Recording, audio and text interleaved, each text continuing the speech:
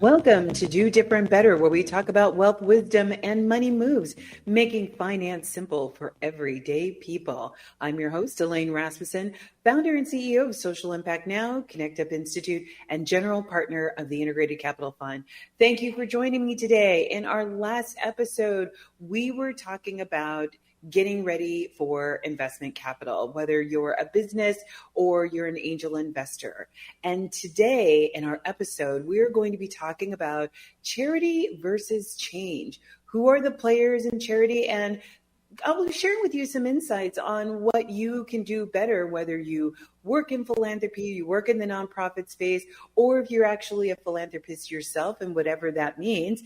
But what can you do better to create sustainable change so that communities can not only survive, but thrive? This episode is for anyone who wants to understand at a very high level how philanthropy and nonprofits work and inspire insights that move you to act in your own personal philanthropy. So let's go ahead and let's get started diving in. And I was recently asked to speak at a church congregation on a framework that I use when I talk up to my impact investing clients. Before I start working with a client, I always ask them the same question. And I usually ask this question right before they get ready to sign my contract, because it's a very important one to me and the work that I'm doing, as well as how I'm going to be approaching the work and I'm working with that client. And the question is, do you want to do charity or do you want to do change? And almost always I get, oh, we want to do both. And that's really not good enough. I think both are very valuable and both of them have a role in improving society. However, what I've decided at this particular point in my life, in my career, I'm really only interested in doing work on one versus the other. And I think by the time we're done with this episode, you're going to know exactly which one I want to be working on. So let's go ahead and start by first defining what is charity. Charity is defined by the New Oxford American Dictionary as a voluntary giving of help, typically in the form of money to those who might need it. In general terms, charity is seen as an act of kindness, an act of compassion towards those who are less fortunate. Charity often involves giving money or resources to support immediate needs, such as providing food or shelter. While this type of help is crucial in times of crisis, and it seems like there's always a new crisis, right? It may not address the underlying issues or social constructs that actually make charity necessary. So I'll give you a concrete example of that in just a few moments. But a lot of times we see charity as donating big or small sums of money. Maybe you're donating your time, your car, your clothes. In my house, we have this chair. It's called the Goodwill chair. And in an effort to practice Swedish death cleaning, and we're not going to get into Swedish death cleaning in this show, but I will at some point because I am obsessed with it. We don't wait very long in my family. We don't wait for a big cleaning day to go through all the things in our house and then have this big dump, right? But we try to instill a practice of dropping things in the chair as we come across them in our day-to-day. Maybe after the laundry's done, it's like, you know what? I don't know that I fit this anymore. I don't know if I want this anymore. It may not be of use to me anymore, but it still has some life in it. When we reach the critical mass of things, or quite frankly, the chair is just overflowing, we finally gather everything up and we drop it at the donation site. Perhaps I haven't worn those pants in a while, but they've got some miles still left on them, but they should go to a no home. But all of those things go into the chair, and eventually somebody in our house drops it off at the Goodwill, which is like 1 mile from our house. I'm sure the person who gets those upcycled pants at the store or at the shelter are really grateful for these pants that still have some life in them. But what have I really done to change the circumstances where my secondhand clothes are actually needed, right? There are other forms of charity like making lunches, stuffing backpacks. You often see calls for stuffing backpacks at the beginning of the school year. I know in my neighborhood, there's a big call for folks to come in on a day, and we just stuff backpacks for kids who may not be able to have access to those kinds of resources. Meals on Wheels is a great example that there's this organization that goes out and delivers meals to people who are homebound or don't have family, but it's a mechanism of socializing, but it's also a mechanism of just pure health, right? Being able to make sure that people are fed. But I think my earring just dropped. I think charity has a place. But I don't believe that necessarily charity is the answer to solving the world's problems. When we think about change, it requires us to start asking different questions, like what are the circumstances that make Meals on Wheels absolutely necessary? And what would need to happen to make them no longer necessary, right? So these are the questions that I like to think about. So we're going to now kind of shift to, so then, Elaine, what is change? And I define change, and actually going back to the dictionary, change is defined as making someone or something different.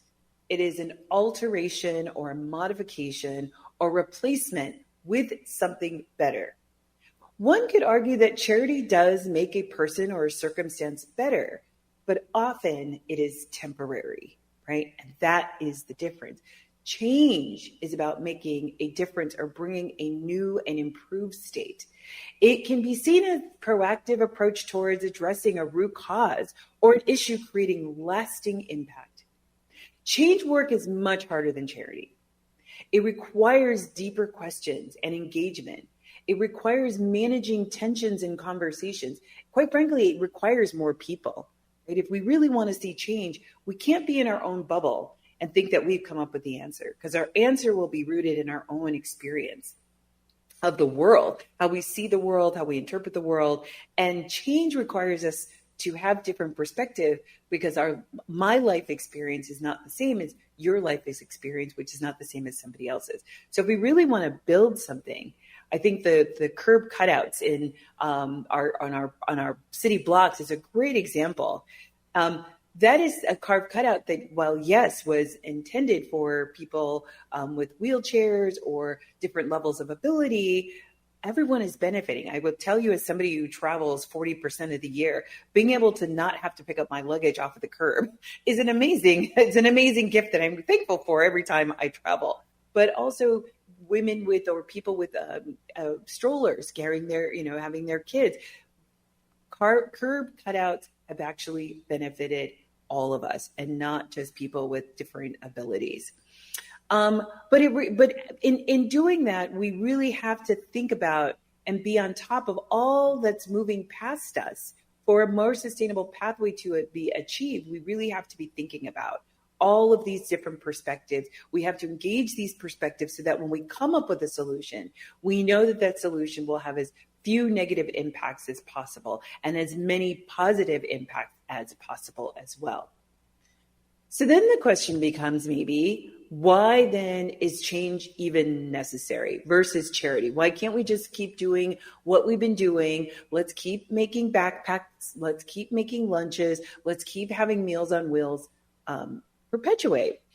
Well, change is necessary because when we address change, we're actually dealing with treating the symptoms within our community that is actually making something required, right? While charity may provide temporary relief, it does not solve some of the problems, the persistent problems of poverty, injustice, or inequality.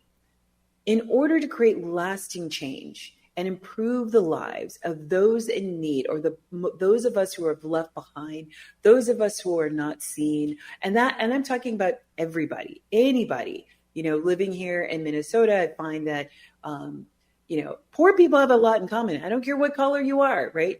Poor people have a lot in common. It's something that binds us together no matter what color we are. Poverty is poverty. Being poor is being poor. And I talk about that in the first episode, my own experience of homelessness, of growing up in poverty. you're just in survival mode, and we can all relate to that. So will it take to actually address that systemic issue, that social construct that perpetuates that to keep happening, right? Also, change is necessary to make progress and growth. A society that evolves and as new challenges arise, we must adopt and find solutions that will bring forth positive transformation. As human beings, we hate change. It is the antithesis of all that we are. We love comfort. We love reliability. We love predictability. There's some of us who are maybe thrill chasers, but most, I'm being hyperbolic, being over exaggerative, but we don't like change. Many friends that I know I talk to, they're like, they're changing something again at work. We hate change. But the funny thing is change is the one constant you can rely on, right? Change is always going to be coming because change is necessary. Quite ultimately, it is necessary to build a better future. If we didn't change, we wouldn't have cell phones. If we didn't change, we wouldn't have the telephone. If we didn't change, we'd still be sending things by horse carrier, right? By Pony Express, right? So change is required for us to do better, to thrive, to grow and persist. But here's an example of where change can be way more powerful than charity, right? So I'm going to give you a scenario going back to what I was saying before, right? So, and let me be 100% clear, because I do not want the council police to come for me. I think charity is necessary. I think it's very valuable and it's important. And I think that there is a militia of people who need to do that work, but we also need a militia of people who are going to be working on change simultaneously. Because right now we do have these persistent problems. We do have people who are unhoused. We do have people who are not eating. We do have children who are not getting the medical care. So we need these interventions right now. But as I mentioned before, like where I'm at, I am choosing that what is my missionary work, my life ministry work, what I was put on this earth to do is to really focus on the change. So with that being said, I want to give you a real concrete example of what I mean by charity versus change. And it's a mind shift of how to think about the problem. So my son, he's a military vet. He bought his first home a few years ago, and he received a charitable gift through an organization of down payment assistance. This was an amazing opportunity, an amazing gift. I think down payment assistance is a great program. However, my son is in a position to leverage a lot of privilege. He has the good fortune of having good credit. He speaks English as a first language. He has college-educated parents who can help him navigate a lot of these complex systems that we've had to interact and successfully navigate. He has a job, and he is about to start his career in the medical field. So he is basically starting on second base, right? However, that is not the case for most people.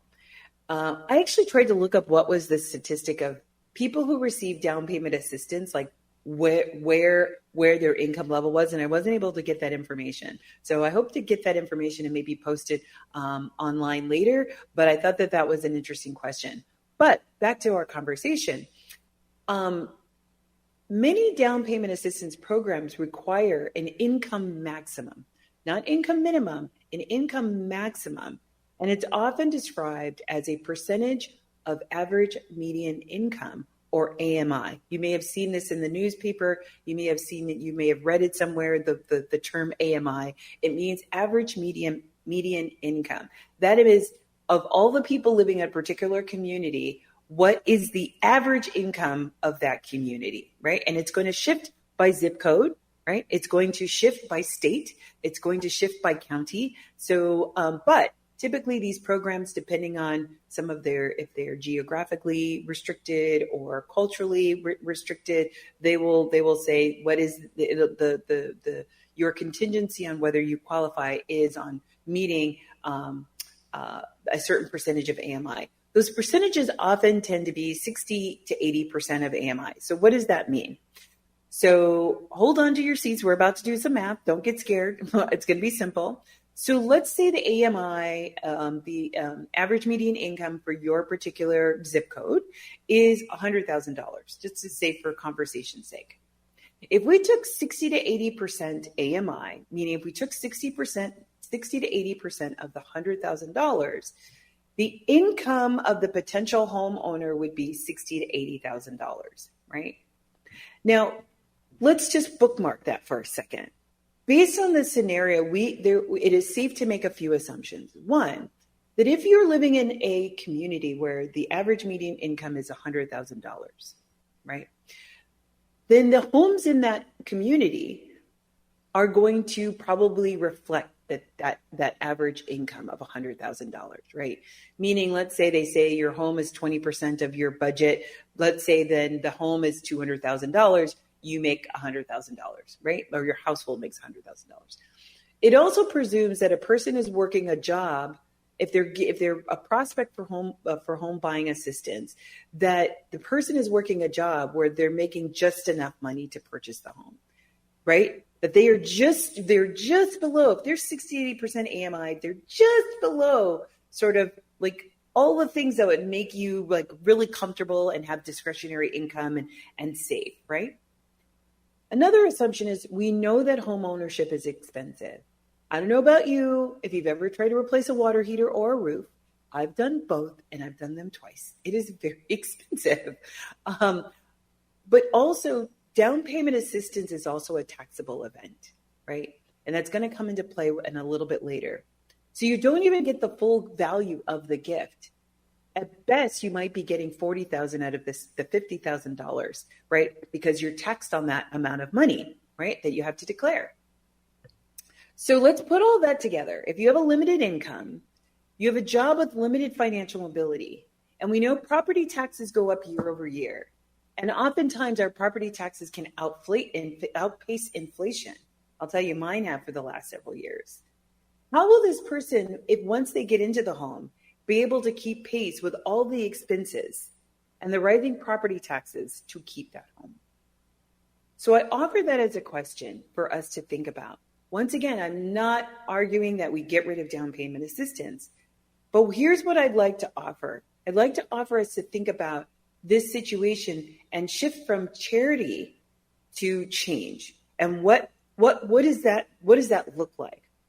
So let's take the same scenario, right? We're giving out, let's call it $50,000 down payment assistance. Many programs are somewhere sitting between $10,000 and $50,000 of down payment assistance, depending on the city, county, or organization that you're working with, right? What could it look like if we bought somebody a $50,000 life insurance policy? Or actually, if we took that $50,000 and bought them a life insurance policy that was 10, 20-year policy, fully paid up, right? Just imagine that as a construct. One, we could use the $50,000 in several different ways. So you can buy it as a life insurance policy or a fully paid up life insurance policy, which would be well within the price of a home. You could borrow against the insurance policy, and it's now not a taxable event, right? So once again, we've gone from I'm giving you $50,000, but it's really $40,000. I'm now have you in a home that you really can't afford, right? Now, it doesn't mean that we've solved for the problem of the financial mobility piece, but I just wanted to share with you like just that little tweak of like the vehicle in which we use to leverage the money. I can give you cash, right? Or I can give you something else that's actually more durable, right? A life insurance policy that's paid up for the next 10, 20 years, depending on how old you are, that's going to dictate the price. But for $50,000, I could, if for a person in their 20s, I could pay their life insurance policy monthly premium probably for the next 20 or 30 years. And hopefully by then they're in a position to be able to buy their own life insurance policy, right? But the whole idea is they could borrow against themselves, pay themselves back, which then means they're not necessarily having to interface with a system, a financial system that is actually not kind and quite frankly sexist, quite frankly racist, quite frankly, all the things that we know that are problematic in our finance banking system, right? Even though we know there are people working very hard to undo those things, these things still exist. But here's another way that we could take that $50,000. We could take that $50,000 and we could actually pay for people to get certified in some kind of finance training program to get a finance job. Because here's what we know about finance, and I will just tell you, as somebody who works in finance, it is not diverse. It is not diverse in age. It is not diverse in gender. It is not diverse in ethnicity. It is not diverse in thought. So what could it look like? And we know that diverse teams are better teams. You get better outcomes. You get higher revenue. It has been scientifically demonstrated that diverse companies make more money. Even diverse portfolios, when we look at the portfolios managed by women, portfolios managed by people of color, they outpace their counterparts by 12%. They outpace the benchmark by on average 12%. So there is a benefit to like getting more thoughts and more minds and different perspectives around the room. But going back to our example, what if we paid for somebody to go to school in a finance job, right?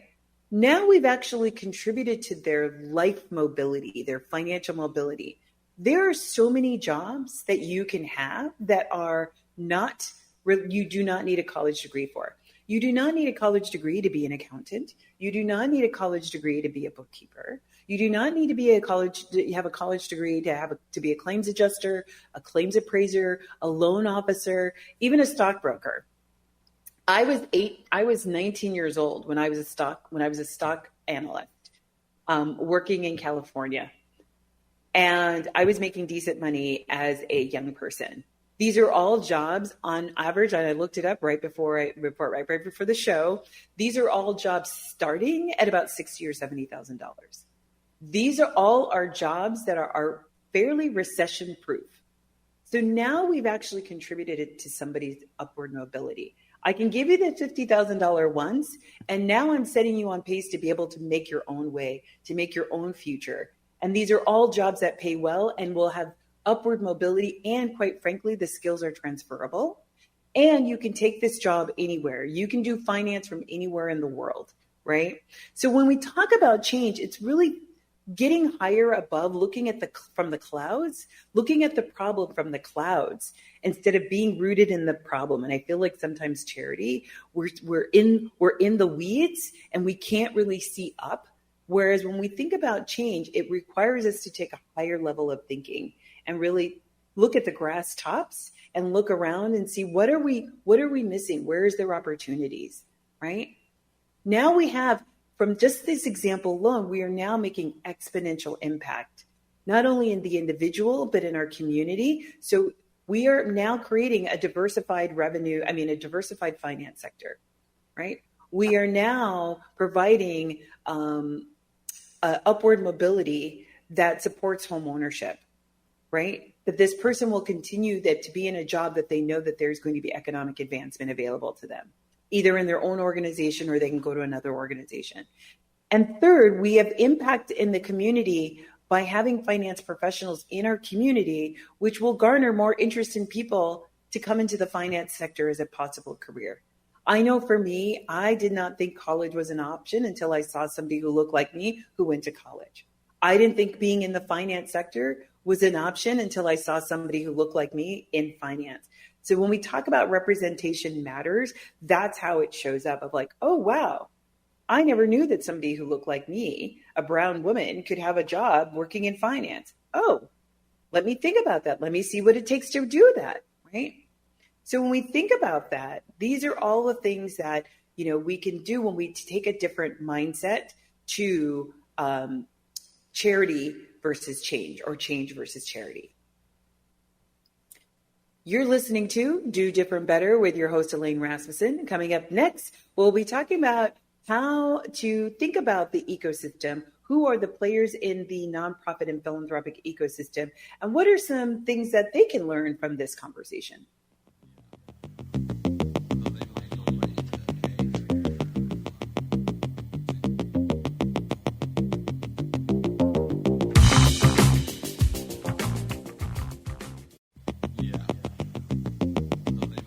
Welcome back to Do Different Better. I'm your host, Elaine Rasmussen. We have just been talking about charity versus change. What does that mean? What does that look like? How can we think differently about those concepts when we think about leveraging our philanthropic dollars?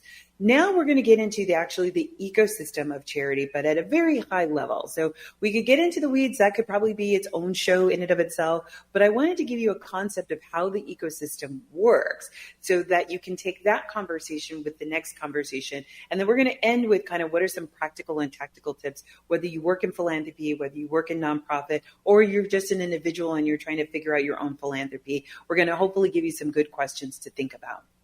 So with that, let's get into it. Under this theme of charity versus change, I thought it'd be a good idea to talk about the ecosystem of charity and change, but we're going to talk more about actually the charity side. So let's talk about the ecosystem of philanthropy and nonprofits. In the ecosystem, you have philanthropy and you have nonprofits, or sometimes grantees. Philanthropic organizations sometimes are called funders. They might be called grantors. So if you hear me saying that language when I say a philanthropic institution, a funder or grantor, I'm talking about the people who have the money. When I say nonprofit or grantee, those are the people who are needing the money or want the money. I often explain to new employees who work for me about philanthropy and how it works, and they're often shocked by what they thought how it worked and how it's vastly different than what they think how it works and how it actually works. So let's get into it. Let's talk about who the players are. And once again, for the sake of this conversation, I'm going to keep it really high level, 10,000 foot level, right? But in its simplest form, philanthropic organizations give money to nonprofits. Nonprofits spend the money on programs for their beneficiaries. They may what's called re-grant the money, but for the purposes of the conversation, funders have money, grantors or grantees get the money, and they spend that money on programs, tools, resources for the people that they are servicing, right? In our case at Connect Up, we are servicing entrepreneurs across the state of Minnesota. So we are a grantee, and we are servicing entrepreneurs across Minnesota, right? So we really won't get into like individual philanthropists on this episode. We'll talk about that in another episode. So for this conversation, we're talking about philanthropic organizations. And there are a few different kinds of philanthropic organizations. There are corporate foundations, there are family foundations, there are private foundations, community foundations, and operating foundations. These are the big ones. Corporate foundations may be something like a Target Foundation, where the corporation takes a portion of their funds, it goes into a different entity, and then they give out grants through some kind of process but it is funded by revenue from the corporation.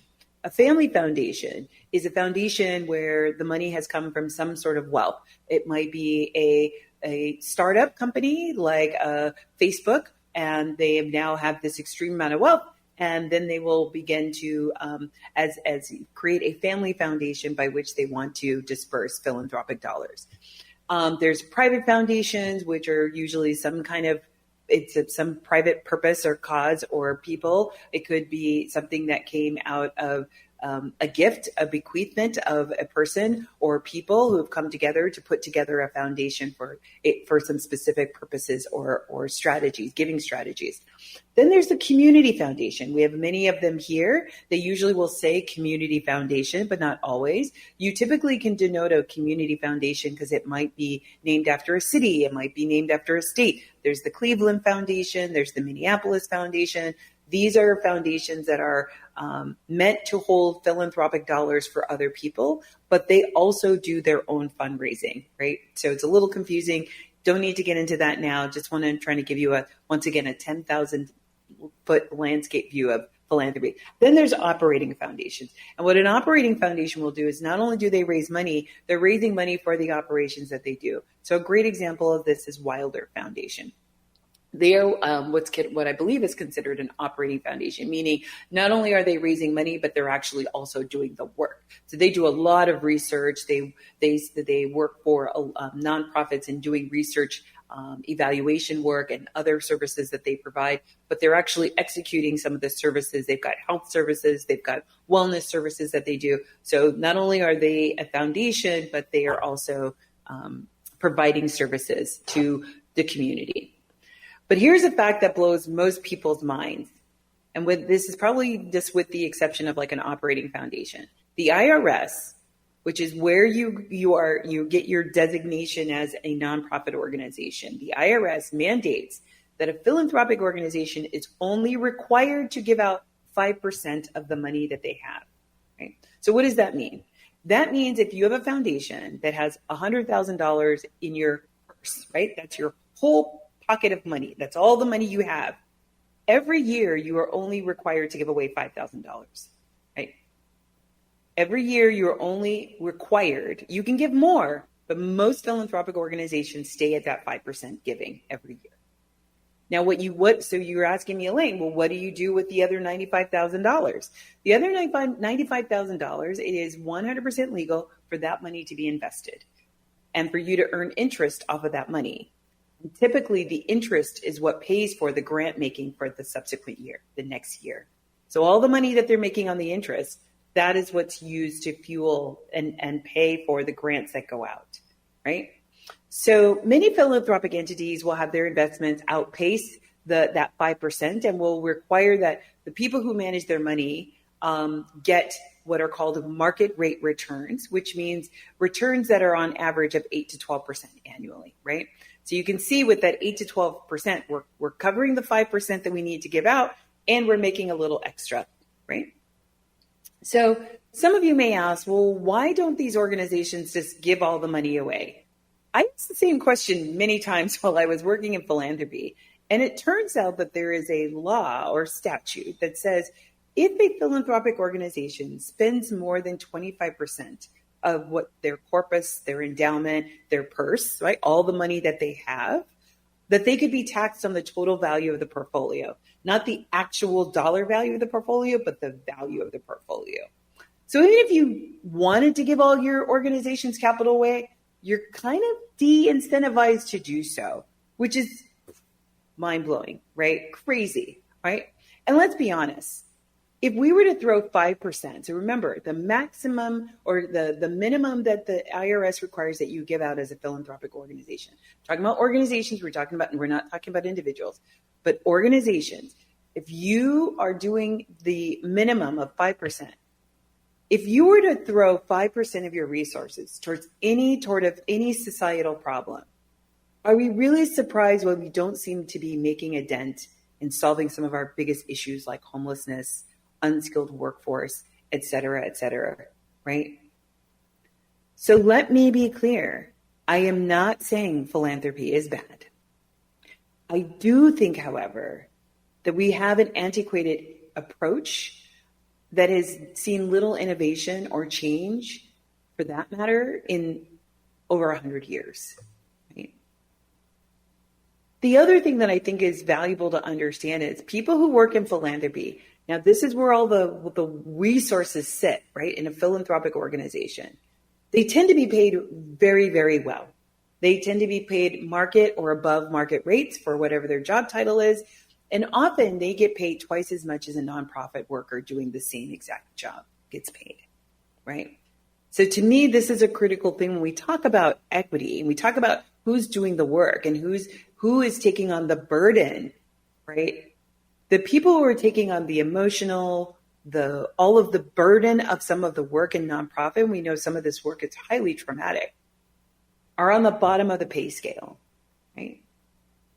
So one last final word about non-philanthropic institutions before we start to talk about nonprofits. They can only give to a nonprofit. I think this is important. So many times I hear businesses, I'm looking for grants. Elaine, can you tell me where there are grants? And what you need to know is that there are very few philanthropic organizations that are legally positioned to give grants to individuals. Or they can't give grants to individuals or to for-profit organizations. The reason for this is that they have been set up by their bylaws that they can only give to a 501c3. And that is the only way that they can give their money. So let's go back to so let's now get into there are nonprofits, and nonprofits do the work that is community benefit, but they also have a 501(c)(3) tax designation. And there are rules governing how they take in money as well as how the money is spent. But employees are typically paid near market rates if they are lucky, right? So then it makes me have a question about, I wonder, how would philanthropy work differently if the pay scales were reversed, right? What would it look like if employees of philanthropic organizations were paid what nonprofits were paid, right? How would everything be turned on its head? How would everything, that would make everything different. So it makes me wonder, like, what could that look like, right? But nonprofits are not without their structural challenges. They often have to reapply for grants year after year. So often they don't know if they will have funding. Getting into philanthropy or getting a philanthropic funder is like getting into an Ivy League school. It's highly relational. It takes about 6 to 18 months to get a grant. And that's when everything goes well. You have a good relationship with the program officer. You know the funder knows your work. And also you spend an inordinate amount of time talking to funders and educating them on the work that you're doing as well as the landscape. And I know this firsthand because at 8 years as a nonprofit development officer, I can't tell you how many times I kept having the same conversations over and over and over again. So what would it be like if philanthropy had to prove their worth to nonprofits instead of the other way around, which is the current way of doing things? Well, it's not always possible, and using our Meals on Wheels example for nonprofits to operate like a business. Can we start to think about how they can work less like social services? And nonprofits, I think, need to be better about when and if a business model can be adopted to position them to be less reliant on grants. Asking questions is such as, can we codify our work into something we can sell? Not to your beneficiaries, but to an audience that would find the information valuable. When I worked at an organization, a nonprofit organization, when I came in, I'm like, we have a very specific set of knowledge. What would it be like if we were contracted by philanthropic organizations for us to teach them how to do the work that we do or how to talk to the people that we talk to? Because they had a very toxic way of talking to some of our community members, right? That was something that we could codify, that we knew how to do, that didn't take a whole lot of extra effort, that could be a revenue stream that would just help us be less reliant on the year-to-year shifting changes of funders and philanthropic institutions. So I know this is going to sound crude, but as somebody with a development officer for 8 years, I really felt like I was a stripper in a strip club. I felt like here I'm going out and dancing in front of all of these funders to beg them and hope and pray that they will give me money. And that process in and of itself was really demeaning. And so, I just felt like there has to be a better way, and we've got to think about this much differently. You're listening to Do Different Better with your host, Elaine Rasmussen. Coming up in the final minutes of this episode, we're going to talk about what are some things that you can do as an individual, as a nonprofit employee, and as a philanthropic organization to do different, better, and serve communities better. Yeah.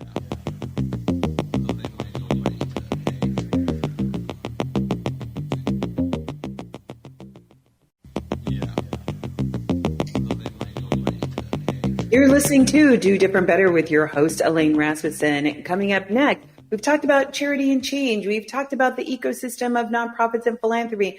Now we're going to talk about, so what can you do? Whether you work at one of these organizations or you're an individual, I'm going to give you some things that you can maybe start to think about, maybe take back and have conversations in your work environment.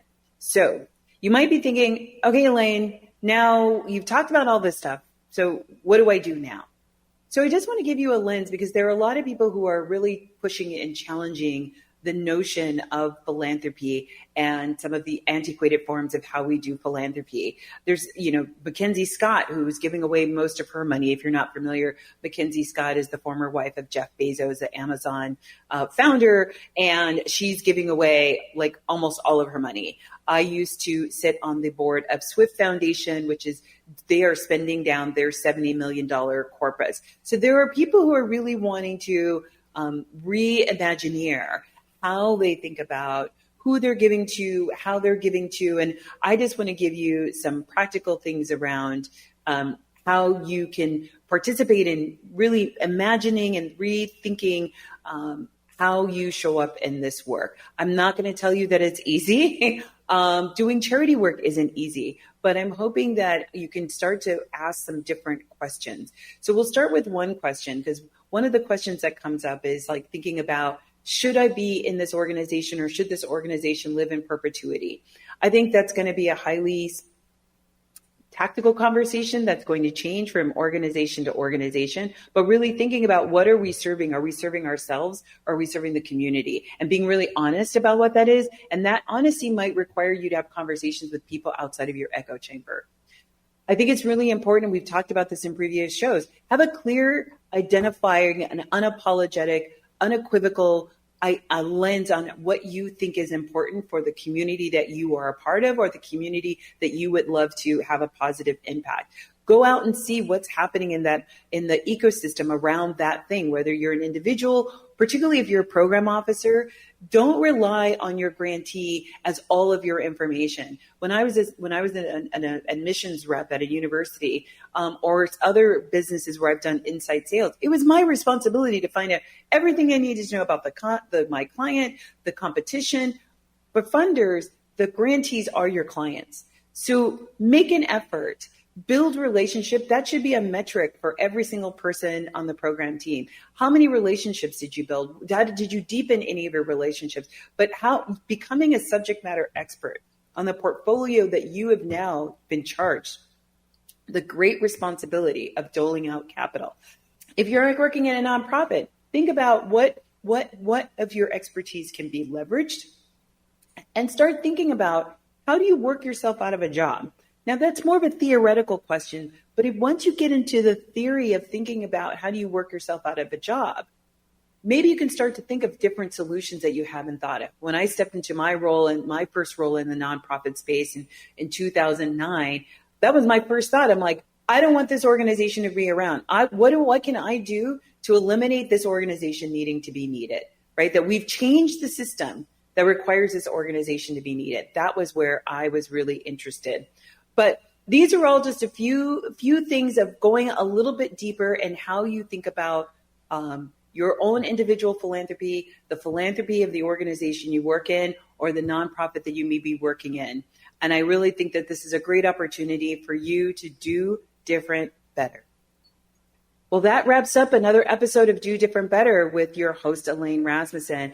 Today, we got an opportunity to talk about the lens of charity versus change. What does it mean? And how can we be different? And what are the benefits of each one of these? We also talked about who are the people in the philanthropic ecosystem. What do funders do, or philanthropic organizations do, but also what do nonprofits do and what's their role? And then finally, we close with really talking about, what can I do as an individual? How can I bring this sort of entrepreneurial mindset or innovation or imagineering mindset or curiosity to my own philanthropy, and thinking about how can I be a better philanthropist? But also, if you're working in one of these organizations, what are some of the questions that I can bring to my team, to my board, to my leadership around reimagineering? How are we thinking about the work, and what's our position in the work? And are we trying to be here forever, or are we trying to do charity, or are we trying to do change? And no opinions or thoughts or judgments about that. But once you get clear on that, then you are going to have exponential impact, right?